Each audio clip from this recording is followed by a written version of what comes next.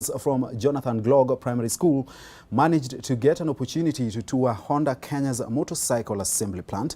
This is in a bid to help pupils develop an interest in industrialization from a tender age. Green Africa founder Kalua has urged parents to stop focusing their children on the usual blue-collar jobs as industrialization is becoming big in the country and employing thousands of Kenyans. Look at them looking gorgeous there.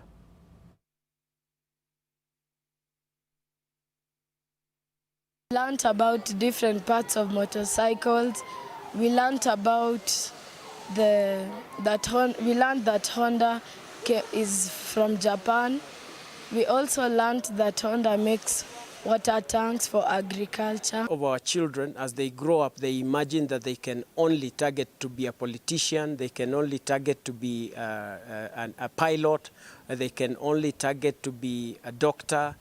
While all these are good, it is always as good and equally important to show them that there are other sectors that they can feel practically that this can be done. So today's was an opportunity to drive into their minds the Japanese culture,